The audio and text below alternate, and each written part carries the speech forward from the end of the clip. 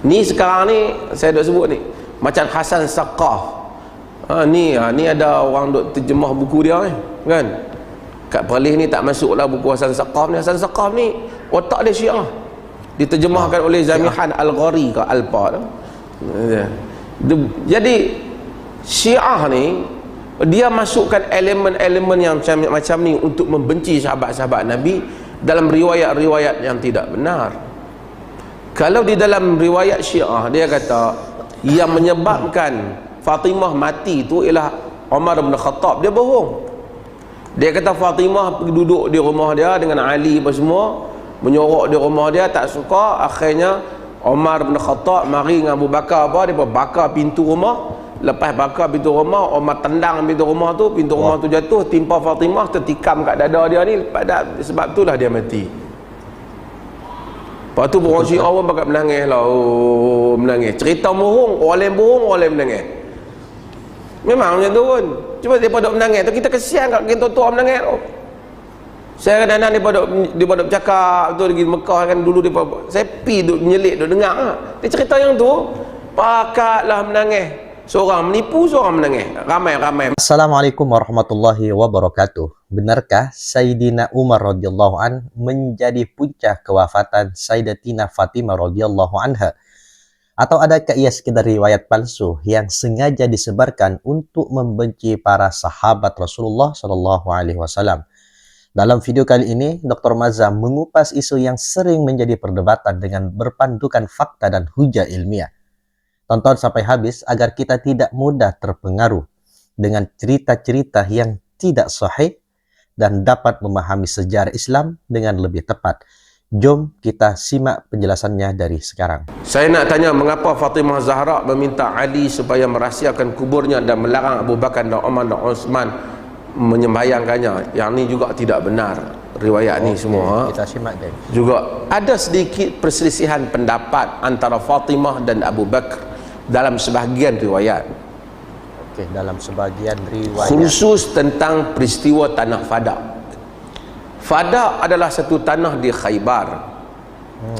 Tanah di Khaybar ni, Fatimah kata tanah tu, waris tu dapat kat Fatimah, tanah Nabi di Khaybar. Abu Bakar kata Nabi ini tidak mewarisi. Nahnu ma'syarul anbiya la nuris. Kami para anbiya ni tidak mewarisi. Anbiya ni la yarithu dinar wala dirham. Hadis. Wa innama warathul ilm. Anbiya tidak mewarisi dinar dan dirham, tapi mewarisi ilm. Jadi Abu Bakar tak endorse nak bagi tanah tu kat Fatimah. Tapi kalau Fatimah dapat, tentulah anak-anak Nabi yang lain pun dapat juga. Betul. Cucu dia ataupun isteri Nabi mestilah dapat juga. Betul sekali. Bukanlah Fatimah saja.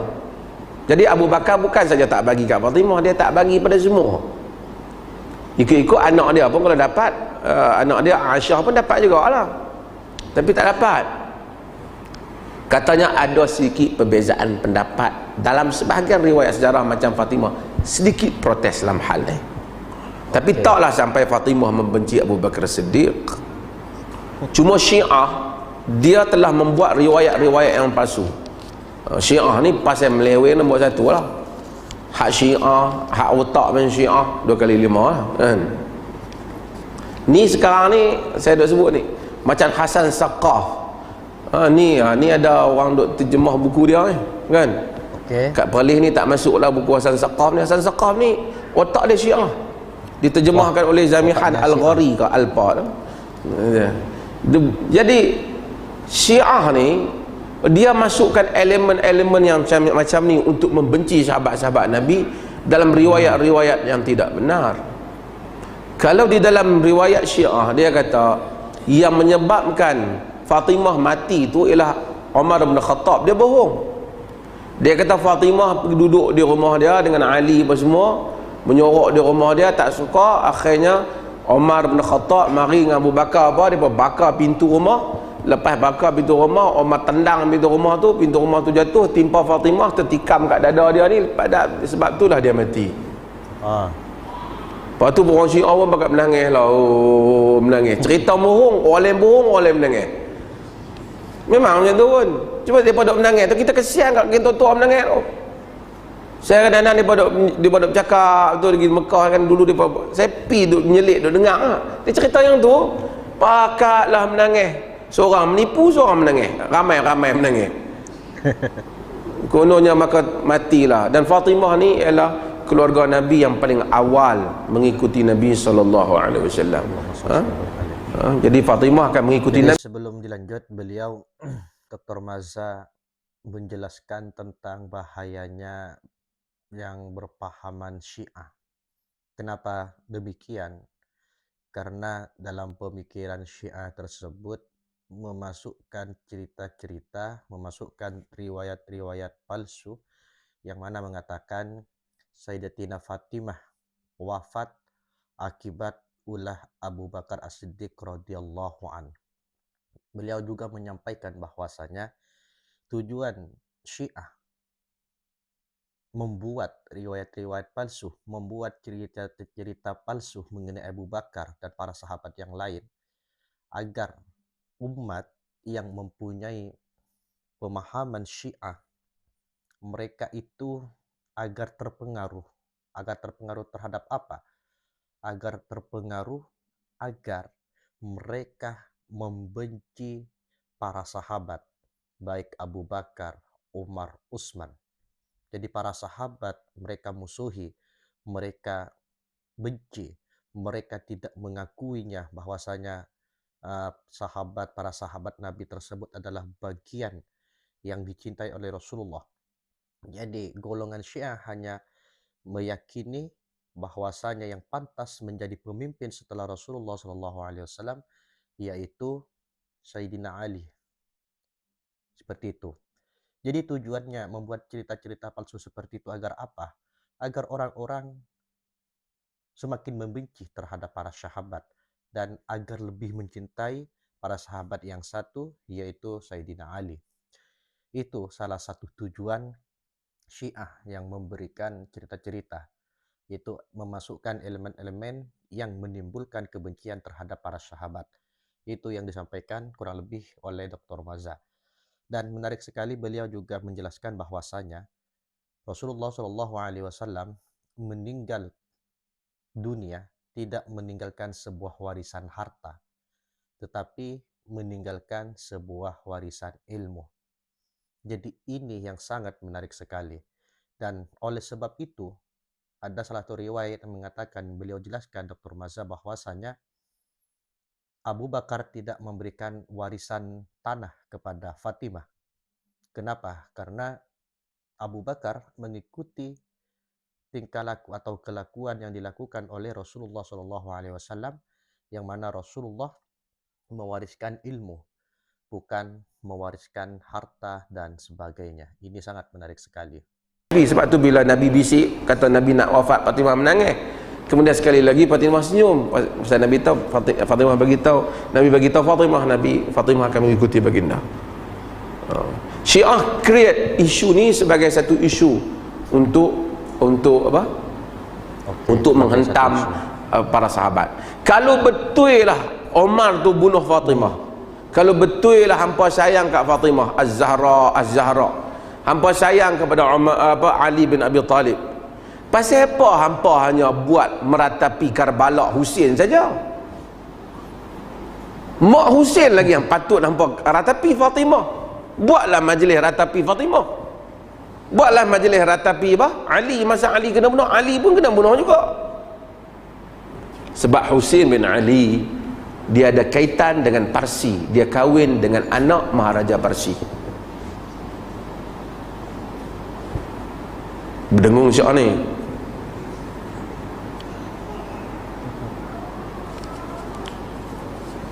Saya baru memeluk Islam, saya berkehendak untuk membeli kenderaan. Bagaimana nak elak riba? Tolong saya cara-caranya. Satu nak kena sembang sendiri. Bagilah masuk Islam tu ahlan wa sahlan lah. Tengoklah kemampuan dia macam mana. Riba ni kita tak boleh ambil.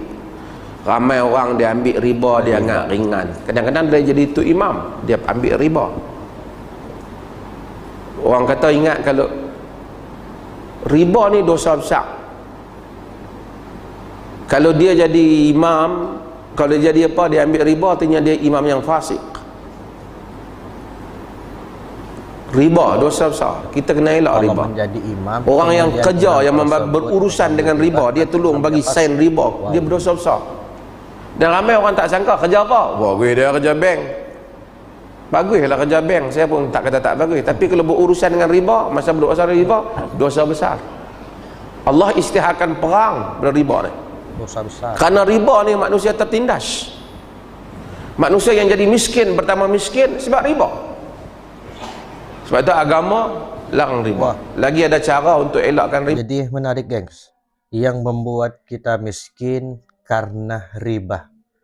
Yang membuat kita miskin karena riba. Ini sangat menarik sekali. Jadi beliau menyampaikan bahwasanya riba itu memang salah satu dosa besar apabila kita lakukan. Dan bahkan Allah seperti halnya memerangi bagi orang-orang yang melakukan riba. Kemudian beliau juga menyampaikan bahwasanya ketika seorang imam kemudian melakukan hal-hal yang berbau riba, maka imam tersebut menjadi fasik. Ini sangat menarik sekali ini. Mari kita simak lagi. Kita kena elakkan. Melainkan tidak ada option. Hanya satu-satunya cara yang ada kat dia riba. Kalau tak ambil riba tu dalam keadaan mudarat lah dia. Ketika itu boleh.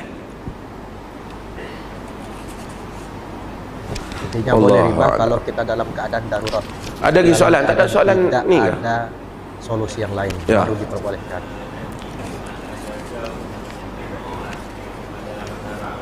Ya. Bismillahirrahmanirrahim. Pernahkah Anda mendengar dakwaan bahwa Sayyidatina Fatimah radhiyallahu anha meninggal dunia kerana dipukul atau dizalimi oleh Sayyidina Umar bin Al-Khattab radhiyallahu anhu? Kisah ini sering dimainkan oleh golongan tertentu sehingga membuatkan ramai orang yang tidak mengkaji sumber sejarah mempercayainya bulat-bulat. Dalam penjelasan kali ini, Dr. Maza menerangkan bahwa dakwaan tersebut berasal daripada riwayat-riwayat yang dipertikaikan kesahihannya dan dijadikan bahan untuk membangkitkan kebencian terhadap para sahabat Nabi Shallallahu Alaihi Wasallam. Menurut beliau, antara cerita yang sering disebarkan ialah kononnya rumah Sayyidatina Fatimah dibakar, pintunya ditendang sehingga mencederakannya, lalu menjadi sebab kewafatannya. Dr. Maza menegaskan bahwa kisah seperti ini tidak mempunyai sandaran yang sahih menurut ulama ahlu sunnah dan tidak boleh diterima hanya kerana ia sering diulang-ulang.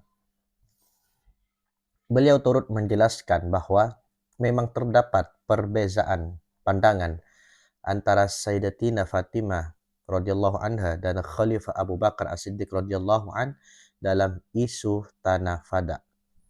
Namun, perselisihan tersebut adalah berkaitan hukum perwarisan berdasarkan hadis Nabi Shallallahu Alaihi Wasallam, bukan kerana permusuhan atau kebencian. Abu Bakar radhiyallahu an berpegang kepada sabda Rasulullah Shallallahu Alaihi Wasallam bahwa para nabi tidak meninggalkan harta untuk diwarisi. Sebaliknya, mereka mewariskan ilmu. Oleh sebab itu, keputusan beliau bukan hanya melibatkan Fatimah radhiyallahu anha, bahkan turut melibatkan seluruh ahli keluarga Nabi Shallallahu Alaihi Wasallam. Dr. Maza menegaskan bahwa perbezaan ijtihad tidak boleh dijadikan alasan untuk memfitnah para sahabat atau mencipta kisah-kisah yang tidak benar. Islam mengajar kita supaya berlaku adil, meneliti sumber dan tidak menerima sesuatu serta tidak menerima sesuatu cerita tanpa bukti yang sahih. Dalam sesi soal jawab yang sama, Dr. Maza turut menyentuh beberapa persoalan penting lain, di antaranya tentang bahaya riba yang diisytiharkan perang oleh Allah Subhanahu wa taala.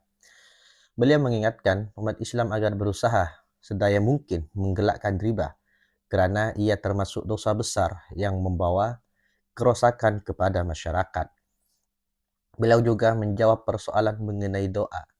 Ramai yang beranggapan doa mesti dalam bahasa Arab, walaupun tidak memahami maknanya.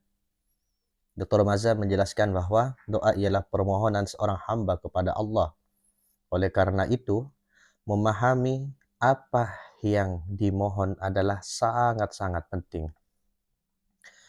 Doa-doa daripada Al-Quran dan hadis sememangnya sangat baik untuk diamalkan. Namun, jika seseorang belum mampu menghafalnya atau tidak mengetahui bahasa Arabnya, dia boleh berdoa kepada Allah dalam bahasa yang difahaminya, khususnya ketika berdoa secara pribadi. Allah Maha mengetahui setiap isi hati hambanya. Selain itu, Dr. Mazhar mengingatkan bahwa agama Islam ialah agama yang membawa harapan, bukan keputusasaan. Sebesar manapun dosa seseorang, pintu taubat senantiasa terbuka selagi nyawa belum sampai ke kerongkong dan matahari belum terbit dari sebelah barat. Jangan sesekali membuat orang berputus asa daripada rahmat Allah, karena Allah Maha Pengampun lagi Maha Penyayang. Kesimpulannya, umat Islam hendaklah berhati-hati menerima cerita berkaitan sejarah Islam. Jangan mudah mempercayai riwayat yang tidak sahih, apatah lagi jika ia membawa kepada kebencian terhadap para sahabat Rasulullah Shallallahu Alaihi Wasallam. Pada masa yang sama, jauhilah riba, perbanyakkan doa dengan penuh kefahaman, dan jangan pernah berputus asa daripada rahmat Allah Subhanahu wa taala. Jika Anda mendapat manfaat daripada perkongsian ini, jangan lupa like, komen, dan subscribe supaya lebih banyak lagi perkongsian ilmiah yang sahih dapat disebarkan. Kongsikan juga video ini kepada keluarga dan sahabat agar kita sama-sama menimba ilmu yang benar. Semoga Allah Subhanahu wa taala mengurniakan kita kefahaman agama yang sahih, menjauhkan kita daripada fitnah serta mengampunkan segala dosa kita. Amin amin ya rabbal alamin. Mohon maaf. Wassalamualaikum warahmatullahi wabarakatuh.